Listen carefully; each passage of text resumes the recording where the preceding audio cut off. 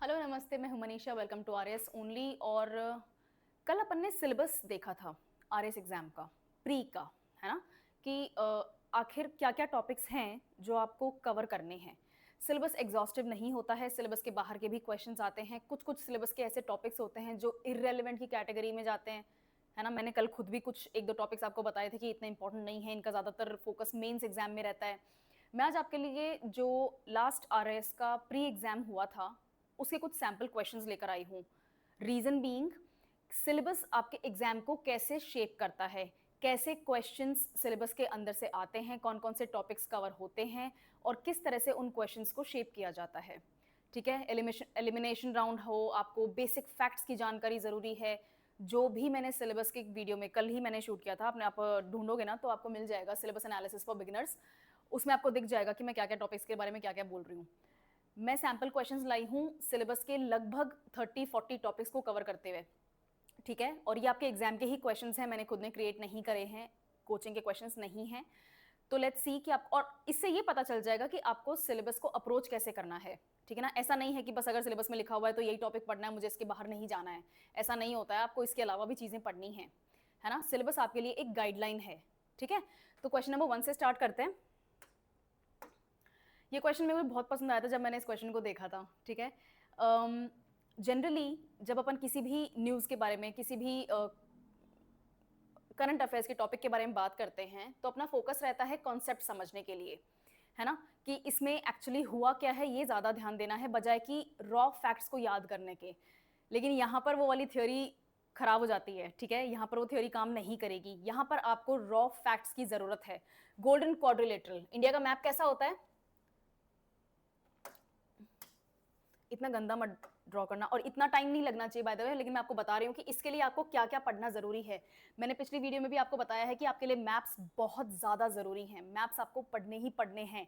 India का map, Rajasthan का map, world का मैप, ये तीनों आपको आने चाहिए। स्पेशली जो जो टॉपिक्स आपके टच होते हैं वो मैप से जरूर आने चाहिए। तो ठीक है, ये आपका इंडिया का मैप है, ठीक है ना।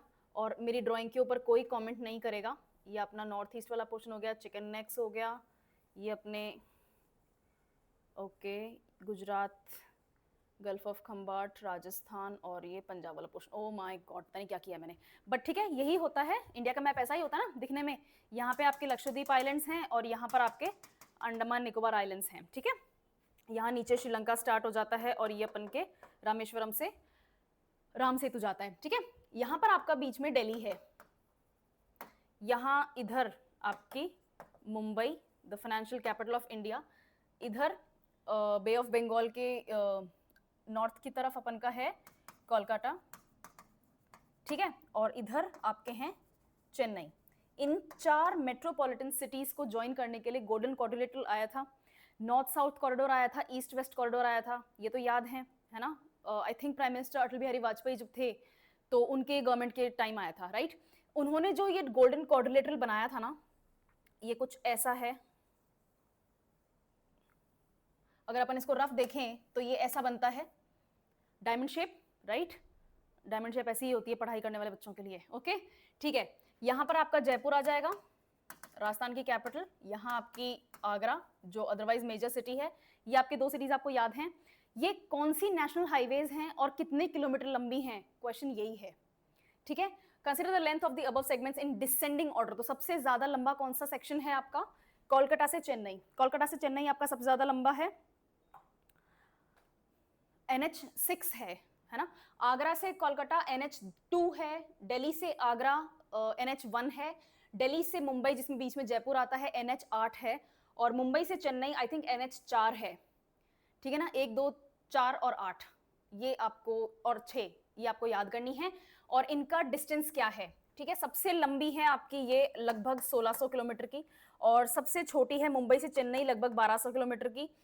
लगभग 1400 के आसपास किलोमीटर आपके दिल्ली से मुंबई के हैं, और ये दिल्ली से जो कोलकाता है, आई थिंक दिल्ली से कोलकाता है 1600 किलोमीटर के आसपास है, ऐसा ही कुछ है, नहीं 1600 से कम है, 1450 किलोमीटर के आसपास है, 1500 किलोमीटर के आसपास है, इतना लंबा भी नहीं है। बट ये डिसेंडिंग ऑर्डर आपको याद होना चाहिए। अब एग्जैक्ट नंबर्स 5800 किलोमीटर के ये चारों मिला के हो जाएंगे, इतना तो मेरे को भी आता है। ठीक है, लेकिन ये नंबर्स आपके लिए जरूरी हैं। है ना, हो गया ना क्वेश्चन। इतना इजी क्वेश्चन जस्ट बिकॉज इन्होंने रॉ फैक्ट पूछ लिया डिफिकल्ट हो जाता है। अगर आपको आता है तो ही क्वेश्चन अटेम्प्ट हो सकता है, अगर आपको नहीं आता है तो अंदाजे से इंडिया का मैप पढ़ा है, अंदाजे से आप एटलीस्ट कोलकाता और कोलकाता टू चेन्नई, दिल्ली टू मुंबई आप जरूर ध्यान दे सकते हैं, है ना। लेंथ तो पढ़ी है ना, गोल्डन क्वाड्रिलेटरल का तो मेन पेज है एटलस में, है ना। ओके, नेक्स्ट क्वेश्चन आपका है 2021-22 में राजस्थान का बाजरा कंट्रीब्यूशन भारत के कंपैरिजन में कितना रहा है। इसका स्ट्रेट अवे आंसर 46% है। यहां पर आपको ये रहा आपका आंसर। ये तब आएगा जब आप इकोनॉमिक सर्वे पढ़ेंगे, राजस्थान का इकोनॉमिक सर्वे, और उसका कंपैरेटिव स्टडी आपको पढ़ना पड़ेगा मिलेट प्रोडक्शन के पास में, है ना। मिलेट प्रोडक्शन, मिलेट बहुत ज़्यादा ट्रेंड में है बिकॉज प्राइम मिनिस्टर ने इसको श्री अन्न घोषित कर दिया है और मिलेट्स आपकी हेल्थ के लिए सबसे ज़्यादा ज़रूरी है। 2023 आपका मिलेट ईयर था, है ना, ईयर ऑफ द मिलेट था दुनिया के लिए। ये सब आपको इसलिए बाजरा आपके लिए इंपॉर्टेंट हो जाता है। मिलेट्स में और भी ग्रेन्स आते हैं बट बाजरा, क्योंकि राजस्थान इंडिया का टॉप प्रोड्यूसर है और आप राजस्थान का ही एग्जाम अटेम्प्ट कर रहे हैं, तो मिलेट्स से रिलेटेड जो भी राजस्थान के फैक्ट्स हैं आपके लिए क्वेश्चन इंपॉर्टेंट हो जाता है। नोटिस कर रहे हैं कहाँ प्रॉब्लम आ रही है, कहाँ डिफरेंस पड़ रहा है ना। ये सब करंट अफेयर्स के टॉपिक्स हैं, लेकिन थोड़ा सा with a twist to geography, with a twist to agriculture, with a twist to industry, ऐसे, ठीक है। माउंट आबू और रणकपुर कौन से टूरिस्ट सर्किट में इंक्लूडेड हैं राजस्थान में? टोटल कुछ वेबसाइट्स में आपको 7 सर्किट्स मिलेंगे और कुछ वेबसाइट्स में आपको 9 सर्किट्स मिलेंगे। ऐसा राजस्थान की बहुत सारी टूरिस्ट सर्किट्स हैं और लैंग्वेज के अनुसार हैं, बेल्ट के अनुसार हैं, वेदर के अनुसार हैं, बहुत सारे जोग्राफिकल फीचर्स के अनुसार इनको डिवाइड किया गया है। बहुत सारे टाइप के हैं, रिलीजन से रिलेटेड जो भी आपके रिलीजियस साइट्स होंगी उनसे डिवाइड किया हुआ है। अपन को कैटेगरीज पे जाना है, अपन को कैटेगरीज के पीछे रीजन क्या है उस पर नहीं जाना है, ठीक है। ढूंढार मैंने आपको क्लास में पहले भी बोला हुआ है, ये वर्ड जयपुर से रिलेटेड है। जयपुर में ट्रेडिशनल लैंग्वेज कौन सी बोली जाती है, डायलेक्ट का क्या नाम है? ढूंढारी। तो जयपुर का और जयपुर के आसपास के इलाके ढूंढार सर्किट में आ जाएंगे, ठीक है। इसमें आपका सामोद आ जाएगा, है ना। और कौन कौन से एरियाज आएंगे? दौसा आ जाएगा, रामगढ़ आ जाएगा, ठीक है। राजस्थान का political map, be very very conscious, मैं आपको पहले ही बता देती हूँ, बहुत सारे क्वेश्चंस आपके मैप से सॉल्व होंगे। सिर्फ राजस्थान का ही नहीं, इंडिया का और वर्ल्ड का पॉलिटिकल फिजिकल, राजस्थान का पॉलिटिकल फिजिकल, वर्ल्ड का पॉलिटिकल फिजिकल, ये तीनों चीजें आपकी, ये 6 कैटेगरीज आपके लिए जरूरी हैं, ठीक है। शेखावाटी रीजन कौन सा है आपका? शेखावाटी रीजन है आपका चूरू, झुंझुनू, ठीक है, सीकर हो गया, नवलगढ़ हो गया और मंडावा आ गया, है ना, फतेहपुर है, ये सब आपके शेखावाटी रीजन का पार्ट है। गोडवा, अच्छा ठीक है, इसको अपन देखते हैं। मेवाड़ रीजन, मेवाड़ डायनेस्टी कहाँ पर है? उदयपुर, है ना, उदयपुर, कुंभलगढ़, चित्तौड़गढ़, वो जो साउथ वाला बेल्ट है ये आपका मेवाड़ रीजन है। तो आपका आंसर, अगर आपको मान लेते हैं गोडवार रीजन का नहीं भी पता, गोडवार सर्किट का नहीं भी पता, उन तीनों का अगर पता है तो एलिमिनेशन राउंड से कर सकते हैं अपन। गुड। इसमें आपको टूरिज्म की जानकारी जरूरी है। टूरिज्म आपके राजस्थान का डायरेक्ट टॉपिक है, सिलेबस को वापस खोल के देखो, है ना, टूरिज्म डायरेक्ट टॉपिक है। टूरिज्म का क्वेश्चन आपके लिए यहाँ इंपॉर्टेंट हो गया। फंडामेंटल राइट्स, ये आपका पॉलिटी का क्वेश्चन है। और डायरेक्ट आर्टिकल्स की जानकारी आपके लिए जरूरी है। आर्टिकल्स को कैसे क्लासिफाई किया जाता है, कौन से आर्टिकल्स हैं जो फ्रेंडली एलियंस के लिए, एलियन मतलब वो नहीं जो परग्रही हैं, एलियंस मतलब वो जो दूसरे कंट्रीज के सिटीजन्स हैं, ठीक है, जो दूसरे देशों से आए हैं। कौन से फ्रेंडली कंट्रीज से आने वाले सिटीजन्स के ऊपर अप्लाई होता है, कौन से एनिमी कंट्रीज के ऊपर अप्लाई होता है, कौन से खुद कंट्री के सिटीजन्स, इंडिया के जो सिटीजन्स हैं उनके साथ अप्लाई होता है, कौन से ऐसे आर्टिकल्स हैं जो मिक्स एंड मैच होते हैं, मतलब सबके साथ सबके ऊपर बराबर अप्लाई होते हैं, ठीक है। तो वहां पर आपको आना जरूरी है। Fundamental rights provided by which of the following groups of articles are granted only to citizens of India. सिर्फ भारत के नागरिक जो हैं, भारत के जो सिटीजंस हैं, सिर्फ उन्हीं के ऊपर लागू हों। 15, 16, 19, 30, एक और आर्टिकल है 29, राइट्स ऑफ माइनॉरिटीज, ठीक है। 15 क्या है? No discrimination among the citizens based on RRCSP, race, religion, caste, sex और प्लेस ऑफ बर्थ, ठीक है, RRCSP, ये आपका 15 हो गया। 16 नंबर क्या है आपका? जॉब अपॉर्चुनिटीज के लिए ऊपर है, इक्वालिटी ऑफ अपॉर्चुनिटी, है ना। 19 नंबर क्या है? फ्रीडम राइट्स, 6 आजादी वाले जो लगते हैं ना 6 राइट्स आपके फ्रीडम, 6 फ्रीडम राइट्स जो हैं वो आर्टिकल 19 में है। आर्टिकल 29 में क्या है? राइट ऑफ रिलीजियस माइनॉरिटीज, उनकी लैंग्वेजेस और उनकी कल्चर को प्रोटेक्ट करने का उनका अधिकार। और आर्टिकल 30 क्या है? रिलीजियस माइनॉरिटीज की के एजुकेशनल इंस्टीट्यूशंस को एस्टेब्लिश करने का अधिकार। ये सिर्फ और सिर्फ सिटीजंस को अधिकार है, ठीक है। तो आपका डायरेक्ट पॉलिटिकल क्वेश्चन यहाँ पर आंसर होता है। पॉलिटी है ना, मैंने क्या बोला था, आर्टिकल्स इंपॉर्टेंट हैं, है ना। आर्टिकल 1 से लेकर आपके लिए आर्टिकल 74 तक तो डायरेक्ट इंपॉर्टेंट है। उसके बाद में कुछ कुछ आर्टिकल्स आप स्किप कर सकते हो जो डायरेक्ट आर्टिकल्स नहीं हैं, कुछ कुछ आर्टिकल्स आपके लिए बहुत ज़्यादा इंपॉर्टेंट हो जाते हैं। According to news, according to your syllabus, अलग अलग डिपेंड करता है, ठीक है। Consider the following statements and identify the correct answer given below. Political parties, Rajasthan का एडमिनिस्ट्रेशन, इंडिया का एडमिनिस्ट्रेशन, जब अपन का सिलेबस में लिखा हुआ है पॉलिटिकल पार्टीज और इलेक्शंस, वहां पर एक टॉपिक है, उसमें से आया है। 2004 के इलेक्शन के रिजल्ट के ऊपर क्वेश्चन आया है ना। It's actually not a very good question, ये एक्चुअली बहुत डिफिकल्ट क्वेश्चन है। अगर आप पॉलिटिक्स को हार्डकोर फॉलो करते हैं तो ही आता है, और अगर आप पॉलिटिक्स को हार्डकोर फॉलो कर रहे हैं ना, तो आप एग्जाम की तैयारी नहीं कर रहे हैं। पर्सनली मुझसे पूछो तो ये क्वेश्चन छोड़ने लायक क्वेश्चन है ना। इसमें एलिमिनेशन राउंड भी काम नहीं करेगा। क्यों? क्योंकि इसमें एग्जैक्ट नंबर्स, आपको किसने कितनी सीटें जीती वो पता होना जरूरी है, जो कि नियर इम्पॉसिबल है। अगर आप जर्नलिस्ट हैं और इस चीज को कवर करते हैं तो ही हो सकता है, और अगर आप जर्नलिस्ट हैं इस चीज को कवर करते हैं तो फिर बाकी सब्जेक्ट्स को कभी पढ़ रहे हो? नहीं पढ़ पा रहे ना। हाँ, फिर भी इसका आंसर मैं बता दूं, कांग्रेस ने, इंडियन नेशनल कांग्रेस ने 145 सीट्स जीती थी, बिल्कुल। It was a minority government, कोalition government थी। बीजेपी ने 133 नहीं जीती थी, बीजेपी ने जीती थी 138, है ना। भारतीय जनता पार्टी ने 138 सीटें जीती थी, सीपीआईएम ने 43 सीटें जीती थी। इसके अलावा भी बताऊं, नंबर 3 पे आती है आपकी समाजवादी पार्टी, है ना। समाजवादी पार्टी ने जीती थी 36 सीट्स। आरजेडी, उन्होंने जीती थी 24 सीट्स। और जहां तक मुझे याद है कम्युनिस्ट पार्टी ऑफ इंडिया ने जीती थी 11 सीट्स, ऐसा ही कुछ नंबर है। सॉरी, शिवसेना ने जीती थी 12 seats, communist party of India ने 11 सीट्स, ऐसा कुछ नंबर है, ठीक है। तो ये आपको तभी आएगा जब आप पॉलिटिक्स को फॉलो कर रहे हो। ये क्वेश्चन करने लायक नहीं होता है। इसके पीछे, इस क्वेश्चन को शेयर करने के पीछे मेरा रीजन ये है कि इलेक्शन पैटर्न, आपका डेमोग्राफी और आपका पॉलिटिकल पार्टी, पॉलिटिकल सिस्टम जो है कंट्री का, वो सब कुछ पढ़ने के बावजूद इस टाइप का क्वेश्चन आ जाता है, और वो भी 2004 का। 2025 के एग्जाम में 2004 रेलेवेंट क्यों है? नहीं होना चाहिए ना, ये तो करंट की बात भी नहीं है, लेकिन ऐसे क्वेश्चंस आ जाते हैं, ठीक है। तो ये मैंने क्वेश्चन इसीलिए शेयर किया है। Which of the following groups of princely states had enacted legislations on panchayats prior to independence? Independence से पहले कौन कौन से प्रिंसली स्टेट्स थे राजस्थान के जिन्होंने पंचायत्स को लेजिस्लेट कर दिया था, मतलब पंचायत लीगल सिस्टम था एक, ठीक है। अब इसमें ये आपके मॉडर्न हिस्ट्री का भी पार्ट है, ठीक है। मॉडर्न हिस्ट्री के बाद में ये आपका डायरेक्ट क्वेश्चन बनता है कॉन्स्टिट्यूशनल या पॉलिटिकल हिस्ट्री का भी। कॉन्स्टिट्यूशनल और ये सारे टॉपिक्स आपके सिलेबस का पार्ट हैं। ये डायरेक्ट क्वेश्चन आपके सिलेबस का है और ये डायरेक्ट क्वेश्चन आपके बुक्स का है ना। क्लास में आप जब ये टॉपिक पढ़ेंगे तो आपको ये सब शेयर कराए जाएंगे। जैसे मैं बता देती हूँ, बीकानेर 1928 में हो गया था, 1944 या 42 में आई थिंक जयपुर में आया था। एक सेकंड में इसमें कंफर्म कर लेती हूँ, नहीं 1937 में जयपुर में आया था, ठीक है। तो ये जो आपको ईयर्स याद करने हैं, जैसे मैंने अभी आपको बताया और मेरे को भी याद नहीं है, ठीक है। तो ये सारे नेम्स अगर आपने नोट्स में पढ़े हैं, इसको क्यों इंक्लूड किया है मैंने, ये इंक्लूडेड नहीं है, ठीक है।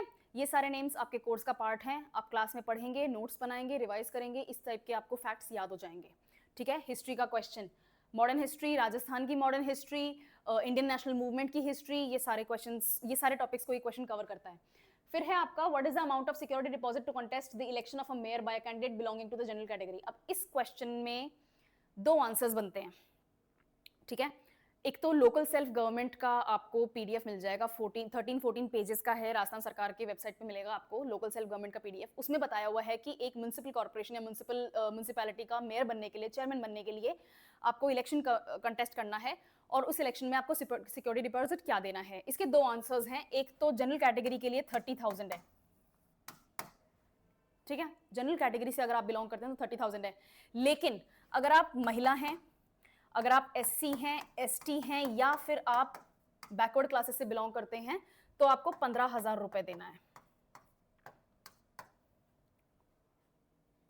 ठीक है। दो आंसर्स हो गए ना। यहां पर ऑप्शन 30,000 अवेलेबल है इसलिए आप 30,000 लिखेंगे, वरना ये महिलाएं जनरल कैटेगरी वाली जो हैं ये भी 15,000 रुपए ही देंगी। ये महिलाएं एससी एसटी ओबीसी होना जरूरी नहीं है, महिला और पुरुष एससी एसटी ओबीसी कोई से में भी होंगे, 15,000 रुपए देने हैं डिपॉजिट। लेकिन अगर महिला है और जनरल है तो भी 15,000 रुपए लगेंगे, पुरुष है और जनरल है तो 30,000 रुपए लगेंगे। मैम ये भेदभाव क्यों, अब मैं क्या बताऊं, ठीक है। Okay, which of the following statement, अच्छा वो भेदभाव क्यों, चलो ठीक है, एक बार इसको जनरली वैसे डिस्कस करते हैं। महिलाओं को प्रोत्साहित करना है कि वो आगे आएं और देश के शासन प्रशासन में योगदान दें। तो महिलाओं को तो फिर अगर आप कॉस्ट कम कर देंगे इलेक्शंस लड़ने की, कॉस्ट कम कर देंगे सर्वाइवल की, ठीक है, तो चांसेस हैं कि महिलाएं भी पार्टिसिपेट करेंगी। और SC ST OBC reserve categories हैं तो उनके लिए अलग बेनिफिट्स अदरवाइज भी हैं, इसलिए ठीक है, जोक में क्यों छोड़ना, कभी कभी सीरियसली भी बात कर सकते हैं। Which of the following statements is और are correct in respect of inflation in India? Core inflation में फूड और एनर्जी इंक्लूड नहीं होती है, क्योंकि फूड और एनर्जी बहुत ज्यादा वॉलेटाइल होते हैं। थोड़ा सा मौसम डिस्टर्ब हुआ, फूड डिस्टर्ब हो जाता है, फूड इन्फ्लेशन डिस्टर्ब हो जाता है, तो ये पॉइंट आपका गलत है। हेडलाइन इन्फ्लेशन में फूड, हेडलाइन इन्फ्लेशन कब होता है? ये आपके वैसे by the way inflation direct topic है इकोनॉमिक्स का, है ना, इंडियन इकोनॉमी, राजस्थान इकोनॉमी, ये जो अपन ने सिलेबस देखा था उसमें इन्फ्लेशन एक टॉपिक था, डायरेक्ट क्वेश्चन है। हेडलाइन इन्फ्लेशन क्या होते हैं? जिन ऐसा इन्फ्लेशन रेट जिससे हेडलाइन बन जाए।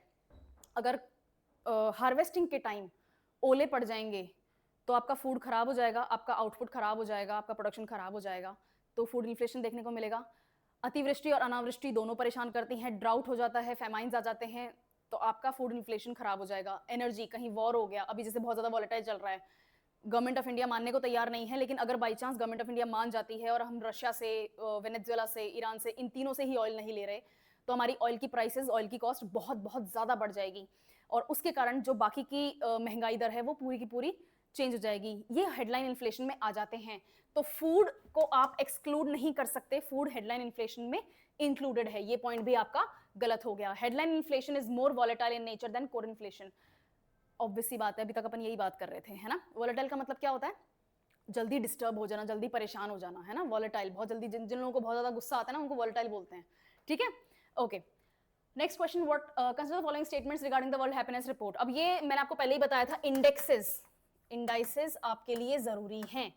वर्ल्ड हैप्पीनेस इंडेक्स हो गया, वर्ल्ड हंगर इंडेक्स हो गया, वर्ल्ड प्रेस इंडेक्स हो गया, है ना, तो ये आपके लिए इंपॉर्टेंट है। इसमें क्या पढ़ना है आपको? एक तो इंडिया की रैंक, है ना, इंडिया की rank with respect to neighbours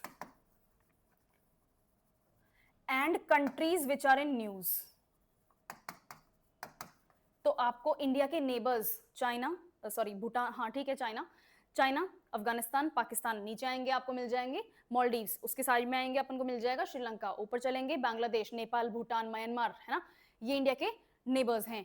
in neighbours के रेस्पेक्ट में, कंपैरिजन में इंडिया की रैंक आपको याद, एक तो इंडिया की रैंक तो आनी ही आनी चाहिए, ठीक है। और हाँ, by the way top 5 rankers भी आपको याद करने हैं सभी इंडाइसेस के, जो स्पेशली वो इंडाइसेस जो न्यूज में रहते हैं। तो हैप्पीनेस इंडेक्स हो गया, हंगर इंडेक्स हो गया, प्रेस इंडेक्स हो गया, फ्रीडम प्रेस, हाँ, रिपोर्टर्स विदाउट बॉर्डर्स इसको काउंट करते हैं, ठीक है। तो world freedom of press index जो है, ये सब आपको याद करने हैं, ठीक है। और ये इतना डिफिकल्ट नहीं है, ये इतने ज्यादा न्यूज में रहते हैं, इतने कॉन्ट्रोवर्शियल इंडेक्सेस होते हैं कि ये अपने आप ही याद हो जाएंगे। 4 बार इनको रिवाइज भी करोगे, 2 बार टीवी के ऊपर किसी को झगड़ा करते हुए सुन लोगे तो ये याद हो जाएंगे, ठीक है। तो वर्ल्ड हैप्पीनेस इंडेक्स आपका इजी है याद करना। ईज ऑफ डूइंग बिजनेस, अब ये भी इंडेक्स का ही पार्ट है, और क्योंकि वर्ल्ड में एक ईज ऑफ डूइंग बिजनेस का इंडेक्स आता है, रैंक आती है, तो इंडिया भी अपने राज्यों के अनुसार ईज ऑफ डूइंग बिजनेस का एक रैंक इंडेक्स निकालता है। नंबर 1 पे कौन सा है, कौन सा स्टेट है? आंध्र प्रदेश है, ठीक है। तो ये आपको इंडिया के states ease of doing business में याद होने चाहिए। इसमें आपको टॉप 10 रैंकर्स कौन से हैं, क्योंकि आप राजस्थान का एग्जाम दे रहे हैं, तो राजस्थान की क्या रैंक है ये आपके जरूरी है। इन रैंक्स में क्या चेंज आया है फ्रॉम प्रीवियस रैंकिंग्स, ये भी आपके लिए जरूरी है। ये तो डायरेक्ट रैंक्स की बात हो गई। ईज ऑफ डूइंग बिजनेस कौन रिलीज करता है, ठीक है ना, हु काउंट्स इट, है ना, कौन रिलीज करता है, और इसका क्राइटेरिया क्या होता है, ये दोनों भी आपके लिए इंपॉर्टेंट है। ये हर साल न्यूज में रहता है, हर साल कंट्रीज के बीच में होड़ बनी रहती है, इसलिए ये आपके लिए टॉपिक इंपॉर्टेंट है। नॉट ओनली दिस, मैं एक चीज और बता दूं, स्वच्छता अभियान के जो रैंक आती है ना, स्वच्छ भारत, स्वच्छ सिटीज की जो रैंक आती है, वो रैंक्स भी आपके लिए इंपॉर्टेंट हैं। इस साल एक डिफरेंट क्राइटेरिया क्रिएट किया गया है जिसमें इंदौर ने टॉप किया है, अदरवाइज स्वच्छता रैंकिंग में अहमदाबाद का नंबर 1 पे आ रहा है। वो क्या कैटेगरी है, डिफरेंट कैटेगरी कैसे क्रिएट की गई है, और इंदौर अगर उसमें टॉप कर रहा है तो अहमदाबाद इंडिया को कैसे टॉप कर रहा है, ये सब आपको पता लगाना है। मैंने राजस्थान की वीकली न्यूज जो कवर की थी उसमें मैंने स्वच्छता अभियान की जो रैंक्स आई थी वो मैंने कवर किए थे, और मैंने राजस्थान की जो मेजर सिटीज हैं, जयपुर अर्बन और जयपुर रेगुलर रूरल जो है, उनकी क्या रैंक रही है वो भी कवर किया था। जोधपुर का क्या पोजीशन था, बूंदी ने कैसा किया है, ये सब मैंने उसमें कवर किया है, ये आपको पढ़ना है, ठीक है, उदयपुर की रैंक भी बहुत अच्छी रही है, ये आपको आनी चाहिए ranks. Which of the following park और zone has not been developed by RIICO? RIICO के ऊपर हर साल एक्सट्रीमली इंपॉर्टेंट न्यूज बनी रहती हैं, ऐसा कोई एक वीक नहीं गया जब मैंने राजस्थान की वीकली न्यूज कवर की हूं और रिको की उसमें कोई न्यूज ना हो। ठीक है, अभी रिसेंटली भी रिको ने बोला है डिस्ट्रिक्ट कलेक्टर्स को कि राजस्थान से गुजरने वाली नेशनल हाईवेज और एक्सप्रेसवेज के आसपास हमें जमीन दी जाए, क्योंकि हम वहां पर इंडस्ट्रियल सेंटर्स क्रिएट करना चाहते हैं। उससे लॉजिस्टिक्स की कॉस्ट डाउन आएगी, ट्रांसपोर्टेशन की कॉस्ट डाउन आएगी, ठीक है, एम्प्लॉयमेंट जनरेशन होगा, जो रूरल टू अर्बन पब्लिक का माइग्रेशन है उसमें अपन को नंबर्स डाउन आते हुए नजर आएंगे। तो ये सब चीजों के लिए रिको ने ये मांग करी है। उसी तरह से बहुत सारी ऐसी न्यूज हैं जो रिको की बनती हैं, रिको आपके लिए पढ़ना बहुत इंपॉर्टेंट है। रिको के ऊपर डायरेक्ट क्वेश्चंस आते हैं, ये बहुत डायरेक्ट बहुत इजी क्वेश्चन है, ठीक है, रिको आपके लिए जरूरी है। और RIICO word by word industrial development, industrial complexes आपके सिलेबस का पार्ट है ना। राजस्थान और इंडिया का इंडस्ट्रियल हब आपको पढ़ना ही पढ़ना है, इंडस्ट्रियल सेंटर्स आपको पढ़ने हैं। अगर आप ये पढ़ेंगे तो आपको माइंस एंड मिनरल्स भी पढ़नी है साथ में, और एग्रीकल्चर का भी आउटपुट पढ़ना है। जो मेजर क्रॉप्स हैं, कौन सी क्रॉप कहाँ पर होती है, कौन सा स्टेट कौन सी क्रॉप को टॉप करता है, कितना प्रोडक्शन होता है in comparison to other states जो उसी रीजन में उसी क्रॉप को पैदा कर रहे हैं, ये सब आपको पढ़ना है। वेजिटेशन आपको पढ़ना है, कौन सा फॉरेस्ट कौन से एरिया में पड़ता है, ठीक है, ओके। प्रधानमंत्री सूर्य घर मुफ्त बिजली योजना, प्रधानमंत्री सूर्योदय योजना, इसका दूसरा नाम क्या है, सूर्योदय योजना, ठीक है। 1 करोड़ घरों की छतों के ऊपर सोलर प्लांट लगाना, 2026-27 के फाइनेंशियल ईयर तक इस टारगेट को कंप्लीट करना, 2022 की जनवरी में इसको डिक्लेयर करना, ये प्राइम मिनिस्टर मोदी का जो सपना है। ये डायरेक्ट स्कीम्स आपके लिए इंपॉर्टेंट है, फिर वो स्कीम चाहे न्यूज में हो चाहे न्यूज में लेटेस्ट न्यूज में ना हो, ठीक है। प्रधानमंत्री सूर्य घर मुफ्त बिजली योजना, आपका सूर्योदय योजना जो है उसके ऊपर फैक्ट्स का क्वेश्चन आया है। अगर आपने स्कीम पढ़ी है, स्कीम याद है, तो आप फैक्ट्स के हिसाब से आंसर कर सकते हैं। एक हिंट दूं, ये वाला बिल्कुल करेक्ट है, बाकी करेक्ट है या नहीं है, सब्सिडी कैसे मिलती है, किसको मिलती है, कितने की मिलती है, ये सब आपको पढ़ना है। कौन रिलीज करता है, एप्लीकेशन कहां पर होती है, ये सब आपको पता होना चाहिए। एक हिंट मैंने दिए, बाकी तो 2 तो आते होंगे, ओके। चलो next question, in contrast the natural lens becomes cloudy, ये आपका साइंस एंड टेक का क्वेश्चन है ना। और साइंस एंड टेक में भी ये आपका बायोलॉजी का क्वेश्चन है। आंखों में कैटरैक्ट हो जाता है, मोतियाबिंद हो जाता है ना, सर्जरी से निकलता है। It's a very simple, very easily done surgery है ना। आजकल तो बहुत ज्यादा कॉमनली अवेलेबल है कैटरैक्ट का सर्जरी आपको ऑप्शन में। कैटरैक्ट होता क्यों है, क्योंकि आंखों के लेंस के ऊपर प्रोटीन के फिलामेंट्स क्लाउड बना लेते हैं, प्रोटीन इकट्ठा हो जाता है और वो आपके जो आपका लेंस है ना उसको कवर कर लेता है, तभी तो वो व्हाइट डॉट बन जाता है, ठीक है। आंसर आपका आ गया प्रोटीन। लेकिन ऐसा होता क्यों है ना, ये आपको पढ़ना है। यूवी रेज के एक्सपोजर से तभी कहते हैं कि जब आप धूप में निकलें तो सनग्लासेस लेके निकलें, डार्क सनग्लासेस जरूर आपके चेहरे पे होने चाहिए, आईज का प्रोटेक्शन आपको बहुत जरूरी है। कभी कोई इंजरी हो गई है ना, तो ये सब आपको आना चाहिए। उम्र के कारण भी होता है कुछ लोगों में, जैसे जैसे उम्र बढ़ती है, बुढ़ापा आता है, तो भी आपको कैटरैक्ट देखने को मिलेगा। जिन लोगों को डायबिटीज होता है, स्पेशली टाइप 1 डायबिटीज जो पेशेंट्स हैं, उनमें कैटरैक्ट का खतरा ज्यादा देखा गया है। तो ये आपके डिजीजेस के पोर्शन में से है, ठीक है। और ये जैसे ये डिजीज, अब ये तो बहुत अलग डिजीज हो गया, आपको डेफिशिएंसी के डिजीजेस भी पढ़ने हैं, है ना। जैसे विटामिन ए की कमी से क्या होता है, विटामिन सी की कमी से क्या होता है, विटामिन सी की कमी से क्या होता है, कैल्शियम की कमी से क्या होता है, स्कर्वी, है ना। तो इस तरह से किस न्यूट्रिएंट की कमी से लोगों में किस तरीके की बीमारियां होती हैं, डेफिशिएंसी डिजीजेस कहते हैं उनको, है ना। और वो क्यों होती हैं, ये सब आपको पढ़ना है। मैंने आपको पहले भी बताया था, लूसेंट की साइंस एंड टेक्नोलॉजी आती है, LUCENT, लूसेंट की साइंस एंड टेक की एक बुक आती है, उसमें ये सारे फैक्ट्स टैबुलर फॉर्म में दिए हुए हैं, टेबल बना के। उस टेबल का वर्ड बाय वर्ड आपको याद नहीं करना है, लेकिन मेजर चीजें आपको पता होनी चाहिए। पोटेशियम की कमी से क्या होता है, विटामिन ए की कमी से क्या होगा, विटामिन ई की कमी से क्या होता है, बाल और स्किन की क्वालिटी खराब हो जाती है, ये सब आपको पता होना चाहिए। इन बीमारियों के नाम पता होने चाहिए, कितनी सिवियरिटी होती है, क्या फैक्ट्स जुड़े हुए हैं उन बीमारियों से, है ना। आप आइडेंटिफाई कैसे करेंगे, आयोडीन की कमी से गोइटर होता है ना, कुछ लोगों के गले में बहुत बड़ी गांठ हो जाती है, वो फूल जाता है ना। तो ये सब आपको जरूरी है पढ़ना। उसी तरह से ये डिजीज का क्वेश्चन आपका साइंस एंड टेक में से आया है। मैंने आपको बोला था कल की क्लास में कि मैं साइंस एंड टेक एक्सप्लेन नहीं करूंगी, क्यों, क्योंकि ये इतना वायराइड टॉपिक है ना, कैसे एक्सप्लेन करेगा कोई, ओके। चलो ये भी आपका साइंस एंड टेक का क्वेश्चन है, फिजिक्स का क्वेश्चन है ना। हाँ, प्रेशर को काउंट करने के लिए न्यूटन पर स्क्वायर मीटर का आपको कैलकुलेशन चाहिए होता है, लेकिन अलग अलग टाइप के प्रेशर के लिए अलग अलग कैटेगरीज को क्रिएट किया गया है, ठीक है। जैसे एटीएम होता है, हाँ ये होता है ना, ये इसको कहते हैं एटमॉस्फेरिक प्रेशर।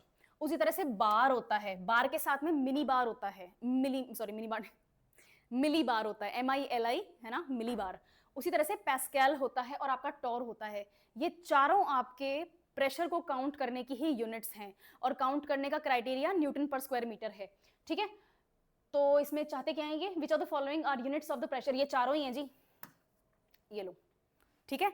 टॉर वगैरह कब काउंट करते हैं, टॉर कब यूज करते हैं, जब अपन किसी भी टाइप के वैक्यूम को मेजर करते हैं, है ना। तो ये आपको पता होना चाहिए। मिली बार आपके वेदर रिपोर्ट के लिए होता है, बार आपके किसी भी टाइप के क्लाइमेट की रिपोर्ट जो होती हैं, मीटेरोलॉजी डिपार्टमेंट जो यूज करता है वो बार आपको यूज करते हुए नजर आएंगे। आपके जो और क्या है, इंजीनियरिंग वाले क्या यूज करते हैं, पाउंड पर स्क्वायर मीटर करते हैं, शायद पाउंड पर मीटर स्क्वायर ऐसा ही कुछ है, ठीक है ना। तो ये आपको यूनिट्स ऑफ कैलकुलेशंस आपको पढ़नी है। सेम बुक लूसेंट की साइंस एंड टेक्नोलॉजी और आपके क्लास नोट्स जो हैं वो आपके लिए इनफ हैं। अगर आप बुक में इन्वेस्ट नहीं करते हैं तो जो क्लास में सर आपको या मैम आपको पढ़ा रही हैं वो आपके लिए इनफ हैं, क्योंकि वो इन चीज़ों का ऑलरेडी आपको एक टेबल बना के देंगे, और कोचिंग आपको जो नोट्स दे रही है ना, स्टडी मटेरियल, उसमें भी ये टेबल आपको मेंशन मिल जाएगी, ठीक है। Next question, what is the name of the man portable air defence system. ये बहुत ज्यादा न्यूज में था। मैन पोर्टेबल है VSHORADS, short range air defence system, ऐसा ही कुछ है इसका full form, short range air defence system. V का क्या है, मैन पोर्टेबल, वी का क्या फुल फॉर्म है, आई डोंट रिमेंबर वी का क्या है। आकाश NG, आकाश तीर सिस्टम आपको पता ही है, अभी ऑपरेशन सिंदूर के टाइम में बहुत ज्यादा न्यूज में रहा है। इन सभी सिस्टम्स को मिला के सुदर्शन चक्र क्रिएट किया जाएगा कंट्री के ऊपर। ये सुदर्शन चक्र इस बार की 15 अगस्त की प्राइम मिनिस्टर की जो स्पीच थी ना, उसमें उन्होंने क्लियरली सुदर्शन चक्र की बात करी है। एक मैं और आपको हिंट दे दूं, प्राइम मिनिस्टर की और प्रेसिडेंट की स्पीच, प्रेसिडेंट की कब आती है, बढ़िया, प्राइम मिनिस्टर की कब आती है, अभी बता दिया मैंने, बढ़िया। इन दोनों स्पीचेस को आपको पढ़ना है, डाइसेक्ट करना है, और जिन जिन टॉपिक्स के बारे में बात हुई है वो टॉपिक्स आपको with respect to your exam explore करने हैं। एक बहुत इंटरेस्टिंग सी बात बताती हूँ, इस बार प्राइम मिनिस्टर ने 15 अगस्त की स्पीच में ओबेसिटी के ऊपर बोला है। इट्स अ लाइफस्टाइल डिजीज, मोटापा है ना, obesity it's a lifestyle disease, मोटापे की बात हो रही है। प्राइम मिनिस्टर ने ओबेसिटी के बारे में 15 अगस्त को स्ट्रिक्टली बोला है कि लोगों को ध्यान देना चाहिए और अपने ऑयल कंजम्पशन को 10%, एटलीस्ट 10% से कम कर देना चाहिए। It's a very minor step towards better health, but it's a step, है ना। तो ओबेसिटी को आपको अलग से रीड करना है, और सिर्फ ओबेसिटी ही नहीं, क्योंकि प्राइम मिनिस्टर ने एज अ ओबेसिटी मेंशन किया है, तो बाकी के लाइफस्टाइल डिजीजेस आपके लिए अब इंपॉर्टेंट हो जाते हैं। लाइफस्टाइल डिजीजेस क्या होते हैं, कितनी कैटेगरी के होते हैं, ये आपके लिए अब इंपॉर्टेंट हो गया है, ठीक है। तो ये क्वेश्चन ऐसा नहीं है कि मतलब पास्ट में जाके कोई क्वेश्चन पूछ लिया है, लेकिन इस क्वेश्चन से मुझे ये टॉपिक याद आया, तो I am just telling you right now, ठीक है। फिर है fourth generation biofuels. Fourth generation biofuels genetically modified micro organisms के लिए के थ्रू बनाया जाता है, और यहां पर माइक्रो ऑर्गेनिज्म एल्गा है ना। इसको एल्गा बोलते हैं, LG बोलते हैं, एल्गे बोलते हैं, कुछ भी बोलो आप, याद करना है, ठीक है। तो फोर्थ जनरेशन, अब क्योंकि फोर्थ जनरेशन है तो आपको बायोफ्यूल्स के बारे में पता होना चाहिए। फर्स्ट, इसमें बायोमास भी काउंट होता है by the way.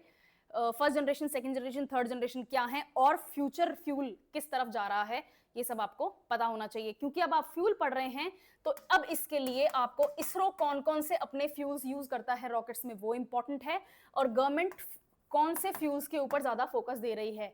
Nitin Gadkari हैं, मिनिस्टर हैं, पता है, ये तो बिल्कुल सबको पता है, ठीक है। वो कौन सा फ्यूल डेवलप कर रहे हैं, है ना, और कैसे उसको यूज किया जा रहा है, वो फ्यूल किस टाइप के इंजन्स में यूज होता है, ये सब आपके लिए इंपॉर्टेंट है। ये टॉपिक्स की लिस्ट मत देखो, अगर एक टॉपिक छेड़ दोगे ना तो उस टॉपिक से रिलेटेड सारी चीजें साथ में ही पढ़ लेनी है, और वो बहुत ईजी हो जाता है, इतना डिफिकल्ट नहीं होता है, इतना परेशान नहीं होना है, ठीक है। ओके, सेंट्रल पोल्यूशन का CPCB की चिंता, एयर क्वालिटी इंडेक्स देश का आपको पता होना चाहिए, क्योंकि ये हर साल दिवाली के आसपास न्यूज में होता है, विद गुड और bad reasons, I am not going to comment on that.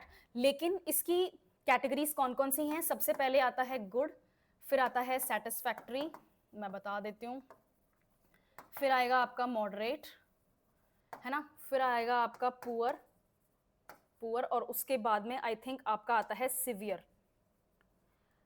तो गुड आपका है 0 से 50 तक का, सेटिस्फैक्ट्री है 51 से 100 तक का, मॉडरेट है 101 से 200 तक का, 200 से 300 का आपका पुअर है, 300 नहीं है, एक मैं कैटेगरी भूल गई हूँ, बीच में एक कैटेगरी और आएगी। सिवियर आपका है 400 से 500 तक का, तो 300 से 400 की कैटेगरी मैं भूल गई हूँ, बट इसको मैं बता दूँ आपको, 400 से 500, तो 300 से 400 की कैटेगरी कौन सी है?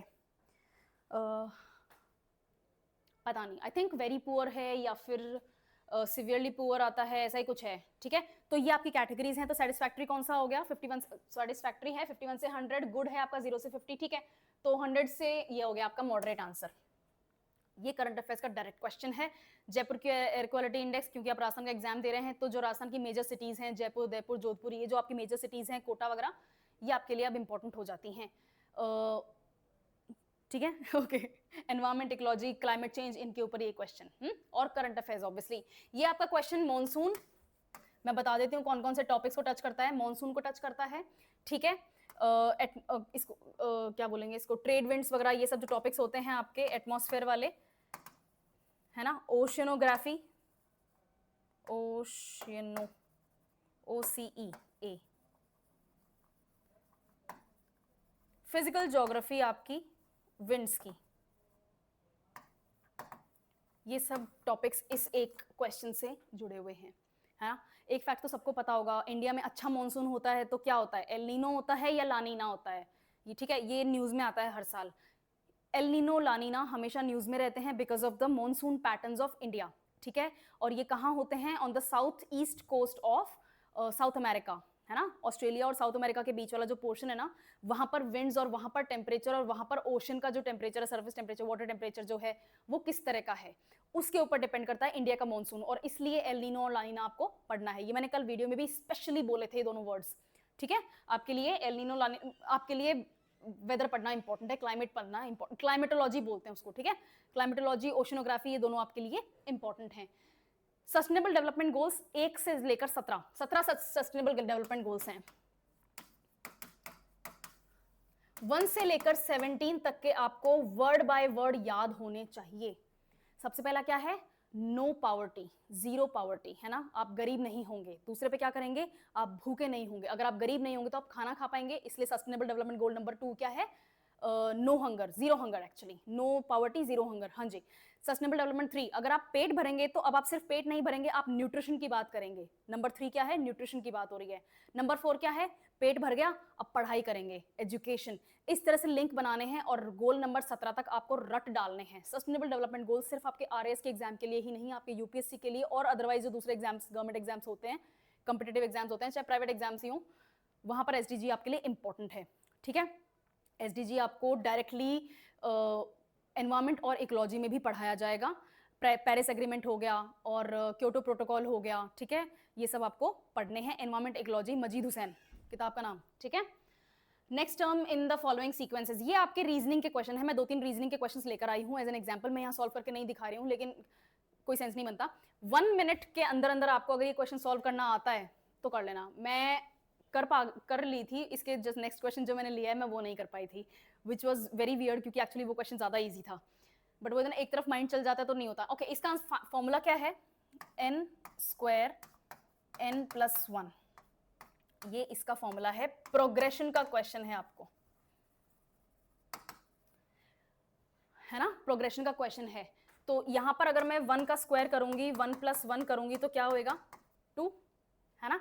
फिर मैं 2 का स्क्वायर करूंगी और 2+1 करूंगी तो क्या होगा?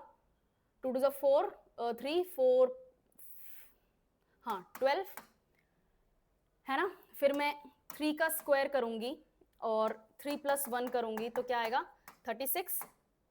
4 का स्क्वायर करेंगे और 4+1 करेंगे तो आएगा 80। सॉल्व कर लो ना, 4 4 16, 4+1 5, 16 5 80, है ना। फिर अपन करेंगे 5 का square. I have no idea कि आज बोर्ड क्यों भाग रहे हैं यहाँ से। 5+1 आपका आएगा 150। और अब नेक्स्ट है 6 का स्क्वायर, 6+1 आपका आंसर आएगा 252।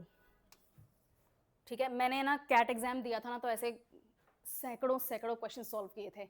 तो ऐसा बहुत बहुत मुश्किल ऐसा कोई क्वेश्चन आता है जो मैं इस तरह का प्रोग्रेशन का क्वेश्चन नहीं सॉल्व कर पाती। तो मेरे पे नहीं जाना है, इधर ध्यान देना है। अगर आपको ये फॉर्मूला ब्रेक करना आता है, ये रहा, अगर आपको इस तरह के फॉर्मूले ब्रेक करने आते हैं तो आप रीजनिंग के क्वेश्चन पे अपना टाइम लगा सकते हैं, वरना आप टाइम लगा देंगे और आप कम से कम 4 से 5 क्वेश्चंस का टाइम खो देंगे। ठीक है, रीजनिंग का क्वेश्चन ऐसा आता है, प्रोग्रेशन का, परम्यूटेशन, कॉम्बिनेशन का, प्रोबेबिलिटी के, इस तरह के क्वेश्चंस आते हैं। ये दूसरा क्वेश्चन है, ये अल्फाबेट्स का क्वेश्चन है, मैं इसको ट्रिक बता देती हूँ। सीक्वेंस ऑफ ABCD आपको याद होनी चाहिए। कैसे? ये नहीं कि मैम मेरे को A to Z आता है, ऐसा नहीं कह रही हूँ मैं। ABCDEFGHIJKLM, M तक आपको रुकना है, M के बाद में नीचे आपको आना है OPQRSTUVWXYZ। ठीक है, इक्वली डिवाइड हो गए, वेरी गुड।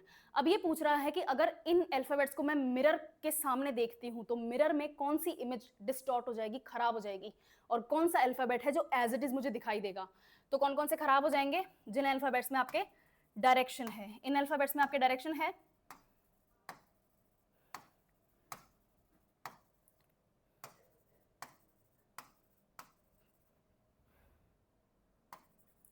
अब क्वेश्चन y के ऊपर है। अगर मैं आपकी जगह इस क्वेश्चन को अटेम्प्ट करूं तो मैं इसको अटेम्प्ट ही नहीं करूंगी। क्यों? क्योंकि ऑप्शंस ही ऐसे हैं, AHIMNOTUVWX, तो 1 2 3 4 5 6 7 8 9 10 11 ये आपके सॉल्व होते हैं।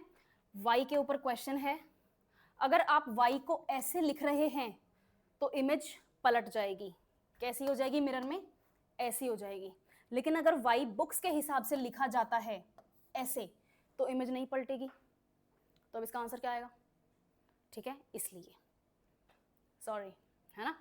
नेक्स्ट क्वेश्चन, ये आपके प्लेसमेंट का क्वेश्चन है, और सर्किल में या स्क्वायर में आपके मेंबर्स कैसे बैठे हैं, कैसे उनको सेट किया जाता है। और सिर्फ वही नहीं, जैसे यहाँ पर फैमिली ट्री आपको बनाना है।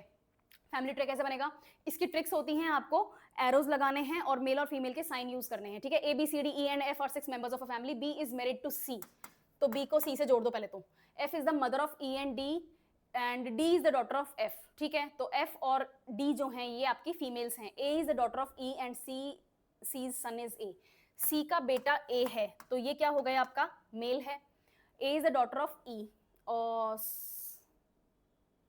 A's डॉटर इज E, तो A की डॉटर हैं जो E हैं, फीमेल हो गई। इससे से आपको डिवाइड करना है और बनाए। B is married to C, ठीक है, F is the mother of E, तो E की मदर है F, तो यानी कि F फीमेल हो गई और F और A आपका कपल हो गया, है ना। हाँ, D is the daughter of F, ठीक है, तो यहाँ पर D जो है ये भी आपकी फीमेल है। समझ में आ गया? तो ये दोनों सिबलिंग्स हैं, ये आपका कपल है और ये आपका कपल है। तो ये ग्रैंड पेरेंट्स हैं, ये पेरेंट्स हैं और ये प्रेजेंट जनरेशन है। There are 2 married couples in the family, which of the following is correct. ठीक है, B is the grandfather of E, B और अच्छा, इन दोनों का अपन को जेंडर नहीं पता, अज्यूम थोड़ी कर लेंगे कि कौन सा मेल है कौन सा फीमेल है, अज्यूम नहीं करेंगे ना, जेंडर नहीं पता। तो B C के सारे क्वेश्चंस आपके कैंसिल हो जाएंगे। E is the grand daughter of C, E is the grand daughter of C, बिल्कुल सही बात है, ठीक है ना। E फीमेल है और ग्रैंड डॉटर है C की। आपका आंसर आ गया, आपके सामने सॉल्व किया है मैंने। कितना टाइम लगा है? 40-50 सेकंड्स के आसपास लगा है।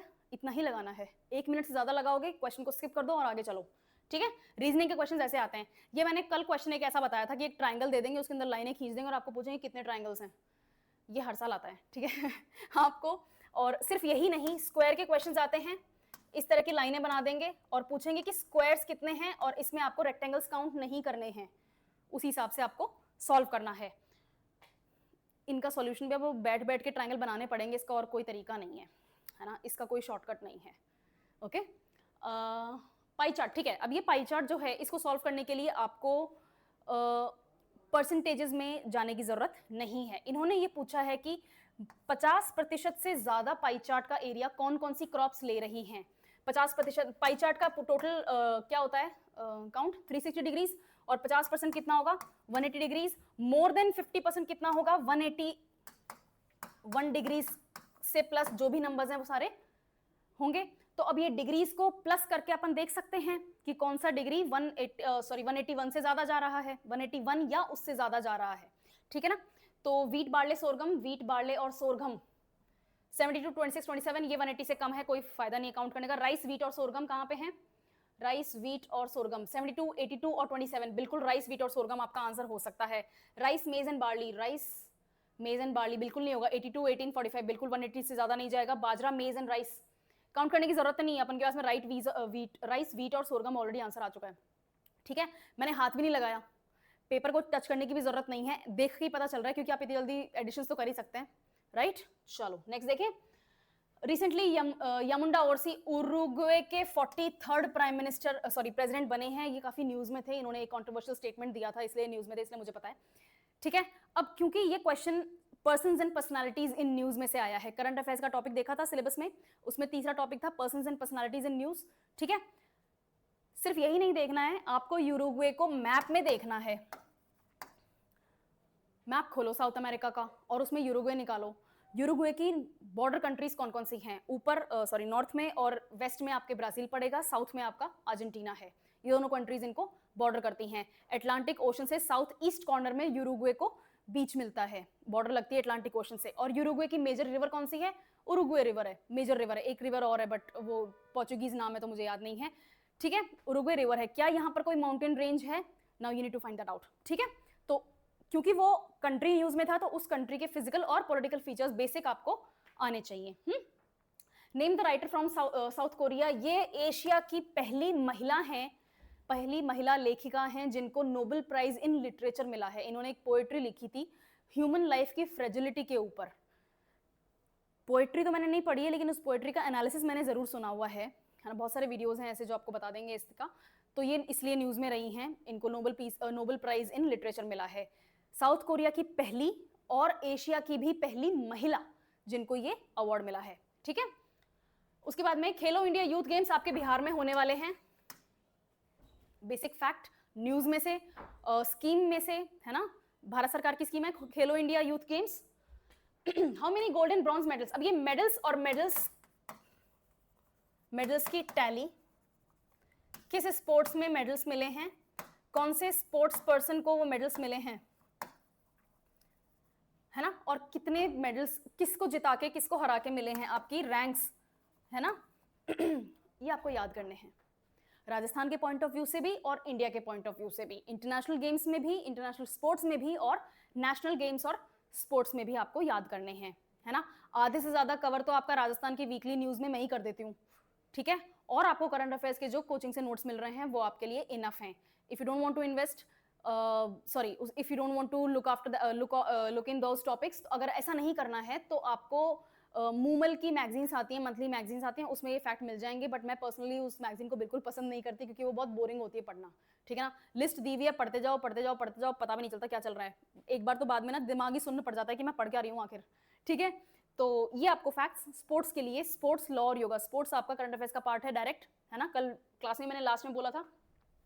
डेविड रेड्डी अडुला, ये आपके चैंपियनशिप के मेडलिस्ट हैं, विनर हैं, ये आपको मैं पहले ही बता चुकी हूँ, आपके लिए स्पोर्ट्स इंपॉर्टेंट है। चौतारा, ये आपका फोक म्यूजिकल इंस्ट्रूमेंट, मैंने आपको बताया था राजस्थान का सिलेबस देखा था अपन ने, राजस्थान का हिस्ट्री कल्चर वाला, उसमें फोक म्यूजिक, फोक डांस, फोक इंस्ट्रूमेंट, कल्चरल ड्रेसेस, ज्वेलरी, ये सब आपके लिए इंपॉर्टेंट है। यहाँ पर आपका पगड़ी वगैरह जो सिस्टम है ना राजस्थान का, कौन सा एरिया किस टाइप की पगड़ी पहनता है, कौन से कलर के होते हैं, ये सब आपके लिए इंपॉर्टेंट है, उसमें से आया है। इकतारा सबने सुना है, वैसा ही चौतारा भी होता है, ठीक है। किससे बनता है, कितने इसमें स्ट्रिंग्स होते हैं, दिखने में कैसा होता है, सारा डिस्क्रिप्शन आपसे क्वेश्चन में पूछा जा सकता है। 4 स्ट्रिंग इंस्ट्रूमेंट होता है, बिल्कुल सही बात है, ये दोनों बिल्कुल सही हैं। एक और चीज, जो ये रामदेव जी हैं, ये राजस्थान के लोक देवता हैं, है ना। जैसे गुगा जी महाराज हैं, तेजा जी महाराज हैं, वैसे ही रामदेव जी महाराज भी हैं। ये सब आपको लोक देवता पढ़ने हैं। लोक देवता आपके लिए इंपॉर्टेंट हैं, बहुत ज्यादा इंपॉर्टेंट हैं, क्योंकि लोक देवता आपके डायरेक्ट सिलेबस में लिखे हुए हैं, ठीक है। Next, which of the following colours is kasumal? Kasumal कहते हैं राजस्थान में लाल रंग को। जैसे सैफरन को केसरिया बोलते हैं ना, है ना, सैफरन को क्या बोलते हैं? केसरिया बोलते हैं। और अदरवाइज हिंदी में सैफरन को क्या बोलते हैं? भगवा बोलते हैं। अलग अलग हैं, नाम अलग अलग हैं, कलर एक ही है, ठीक है। तो वैसे ही राजस्थान में जैसे सैफरन को केसरिया बोलते हैं, वैसे रेड को कसमल बोलते हैं। आपको कलर्स, अगेन ये आपके कल्चर का पार्ट है, ट्रेडिशंस का पार्ट है, राजस्थान के सिलेबस में से आया है, ठीक है, डायरेक्ट क्वेश्चन आइडेंटिफाई हो रहे हैं क्वेश्चन सिलेबस के हिसाब से, अभी तक तो हुए होंगे, मैंने सारे टॉपिक्स बताए हैं, good. Which of the following statements is not correct regarding the भक्ति मूवमेंट? मैंने आपको पॉपुलर मूवमेंट्स बताए थे, popular religious movements, popular political movements आपके लिए जरूरी हैं, जैसे पेजेंट मूवमेंट है, इसमें मॉडर्न हिस्ट्री का पार्ट है, आपके लिए जरूरी है ना। चंपारण सत्याग्रह मॉडर्न हिस्ट्री का पार्ट है, मूवमेंट है ना। इसका फार्मर मूवमेंट है, इंपॉर्टेंट है। उसी तरह से भक्ति मूवमेंट आपका, और मैंने कल नेम यूज करके बताया था, भक्ति मूवमेंट आपके लिए जरूरी है, क्यों? क्योंकि ये पॉपुलर रिलीजियस मूवमेंट है कंट्री का। शंकराचार्य आए थे, गुड। नेक्स्ट देखते हैं, मैच लिस्ट 1 विद लिस्ट 2, ये आपका direct physical geography of the world का क्वेश्चन है। मैंने आपको बताया था मैप यूज करना है है ना। Physical geography, Gobi desert China में है, bordering Kazakhstan, Tibet and Mongolia. Gobi desert दुनिया का सबसे बड़ा ठंडा डेजर्ट है ना। एंटार्क्टिका और आर्कटिक सर्कल को डेजर्ट नहीं माना जाता है, क्यों नहीं माना जाता? गूगल करो, पता करो, बहुत इंटरेस्टिंग रीजन है। गोबी डेजर्ट चाइना का पार्ट है, यानी कि एशिया में होगा, तो ए को 2 में डाल देंगे तो ये दोनों ऑप्शंस आपके कैंसिल हो जाएंगे, ठीक है। पैटागोनिया डेजर्ट, अच्छा ठीक है, और पैटागोनिया और विक्टोरिया मान लेते हैं कि आपको नहीं आता। कालाहारी डेजर्ट तो आता है, डिस्कवरी चैनल और नेशनल ज्योग्राफिक चैनल बचपन में बहुत देखा है ना। तो वो एनिमल्स दिखाते हैं, वो कहाँ होते हैं ज्यादातर? कालाहारी डेजर्ट में होते हैं, सदर्न अफ्रीका, सदर्न वदन भी छोड़ो, अफ्रीका में कालाहारी डेजर्ट पाया जाता है, ठीक है। तो डी का 1 हो जाएगा, तो ये आपका ऑप्शन अपने आप कैंसिल हो गया, आपका आंसर 1 हो गया। विक्टोरिया डेजर्ट ऑस्ट्रेलिया का सबसे बड़ा डेजर्ट है, और पैटागोनिया डेजर्ट साउथ अमेरिका का है, बिल्कुल एंडीज माउंटेन्स के ईस्टर्न साइड में डेजर्ट एग्जिस्ट करता है, क्यों? क्योंकि वो रेन शेडो एरिया है, ठीक है। ज्योग्राफी का पार्ट है, मैंने इसमें क्लाइमेटोलॉजी और आपको फिजिकल ज्योग्राफी बता दी है। ये आपका नेक्स्ट क्वेश्चन, लास्ट क्वेश्चन, इसके बाद में भी 2 क्वेश्चंस हैं। Read the following statements regarding Indian national movement का liberal phase. Indian national movement के 2 फेजेस थे, एक तो एक्सट्रीमिस्ट थे और एक मॉडरेट्स थे। यही बोलते हैं ना, नरम दल और गरम दल, है ना, एक्सट्रीमिस्ट और मॉडरेट्स। इसमें क्वेश्चन आया है मॉडरेट्स में से। इंडियन नेशनल कांग्रेस का डायरेक्ट क्वेश्चन है, इंडियन नेशनल मूवमेंट में से मॉडर्न हिस्ट्री का पार्ट है। ये क्वेश्चन आपके लिए इंपॉर्टेंट है, टॉपिक मॉडर्न हिस्ट्री आपके लिए इंपॉर्टेंट है, क्योंकि वो फ्रीडम स्ट्रगल है ना। हमें आज़ादी मिली, किससे मिली, क्यों मिली, कैसे मिली, ये सब आपके जानना जरूरी है। और ये सिर्फ सुपरफिशियल नहीं जानना है, इसको बहुत इन डेप्थ आपको स्टडी करना है। डायरेक्ट क्वेश्चंस आएंगे, जैसे आया ही है, in which forest zone of the world highest deforestation has been recorded. सबसे ज्यादा पेड़ दुनिया में कहाँ काटे जा रहे हैं? जहां सबसे ज्यादा घने जंगल होंगे। इस वक्त सबसे ज्यादा घने जंगल कहाँ हैं? रेन फॉरेस्ट के इलाकों में है, जो कि ट्रॉपिक्स पे पाए जाते हैं, इक्वेटर पे पाए जाते हैं। आपका आंसर हो गया ट्रॉपिकल। कॉनिफेरस फॉरेस्ट कहाँ होते हैं? कॉनिफेरस कौन से होते हैं? जो तिकोने शेप के पेड़ होते हैं, जहां बर्फ गिरती है। वो जगह ऑलरेडी इतनी ज्यादा इंडस्ट्रियलाइज्ड है कि वहां पर अब इतने पेड़ बचे ही नहीं हैं। तो जहां पेड़ ही नहीं है, वहां पे पेड़ क्या कटेंगे, ठीक है। तो कॉनिफेरस फॉरेस्ट आपका आंसर नहीं होगा। सेवाना डेसिडियस, सेवाना एक्चुअली ग्रासलैंड्स के लिए यूज होता है। डेसिडियस यहाँ पर कुछ कुछ पेड़ ही होते हैं बीच में, ग्रासलैंड्स की बात नहीं कर रहे हैं अपन, पेड़ों की बात कर रहे हैं। और टाइडल फॉरेस्ट की बात नहीं है, यहाँ पर टाइगा, टुंड्रा कुछ भी नहीं काउंट होएगा। ये आपका ज्योग्राफी का एनवायरमेंट और इकोलॉजी के पार्ट में से आया है फॉरेस्ट, और ये तब आप कर पाएंगे जब आपको वर्ल्ड मैप पता होगा, ठीक है। ट्रॉपिकल एवरग्रीन फॉरेस्ट में सबसे ज्यादा पेड़ काटे जा रहे हैं। कहाँ कहाँ पाए जाते हैं? एक तो आपका अमेजोन रेन फॉरेस्ट हो गया, ठीक है। लेकिन अमेजोन रेन फॉरेस्ट की एग्जैक्ट लकीर में अफ्रीका में तो क्या है? सहारा डेजर्ट है, या फिर southern part of Sahara desert मान लो, ठीक है। और अपन और ईस्ट वर्ड अगर आते हैं तो समंदर है, इंडियन ओशन है, ठीक है। लेकिन इंडियन ओशन में एक इंटरेस्टिंग कंट्री है जो कि इंडियन ओशन में भी नहीं मानता अपने आप को, इंडोनेशिया। जावा सुमात्रा वाला इलाका आपका सारा यहीं पर आता है। यहाँ पर है tropical evergreen forest. Tropical evergreen forest में सबसे ज्यादा फास्ट डिफॉरेस्टेशन हो रहा है। क्वेश्चन समझ में आए? ये लास्ट एग्जाम जो आपका हुआ था वही एग्जाम है, मैंने कहीं से कोई क्रिएट नहीं किए हैं ये क्वेश्चंस, मैं डायरेक्ट लाई हूँ। मेरा आज का पर्पस यही था आपको बताना कि सिलेबस ऐसा नहीं है कि सिलेबस को पार नहीं करना है, लेकिन सिलेबस का कवर होना आपके लिए जरूरी है, क्योंकि ज्यादातर क्वेश्चंस सिलेबस से कैसे टच होते हैं वो अपन ने एग्जाम में देख लिया है। प्रीवियस ईयर क्वेश्चंस मेरे पास और क्रिएटेड हैं, और मेरे पास बैंक है पूरा, बट मैं सब्जेक्ट वाइज अप्रोच करूंगी नेक्स्ट। जो जो सब्जेक्ट वाइज अपन को देखना है देखेंगे, ठीक है। Thank you.